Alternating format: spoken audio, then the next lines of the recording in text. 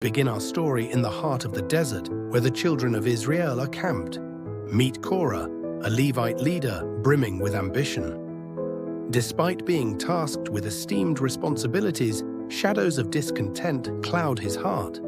Korah watches as Moses and Aaron, trusted leaders of their people, make significant decisions that leave his own voice unheard. These seeds of envy and pride feed his growing rebellion. Korah, with calculating precision, draws 250 influential leaders into his fold, those who share his unseen anger. They meet under the cover of night, hushed voices echoing off the sandstone. Why should Moses and Aaron elevate themselves above us? Korah challenges, his words fueled by righteous indignation.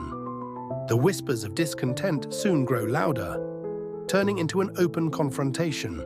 On a sun-scorched day, Korah and his followers address Moses and Aaron.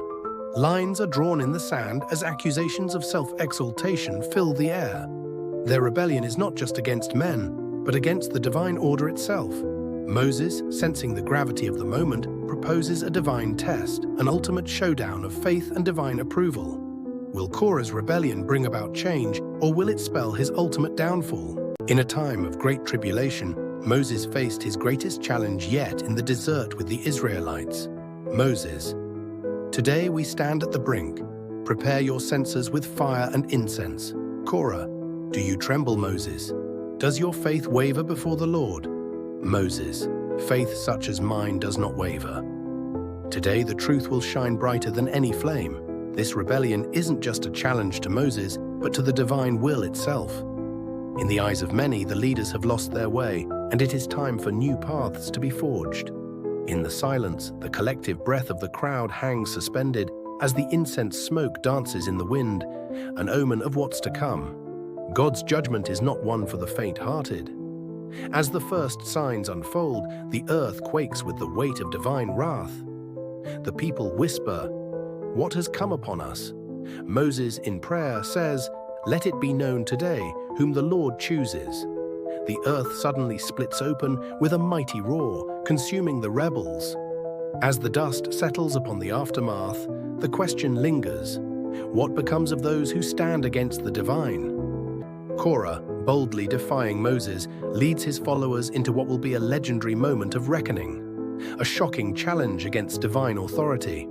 The ground trembles, people looking around, anxious. Suddenly, as if heaven itself roared in anger, the earth gives way.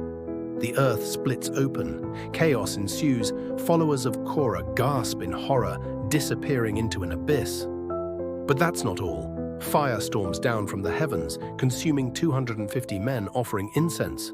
The people, frantic and terrified, turn their accusations toward Moses and Aaron, desperate for someone to blame.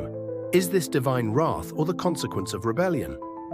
The people argue, remembering Egypt and the deadly plague, swift and relentless. Who will survive this wrath?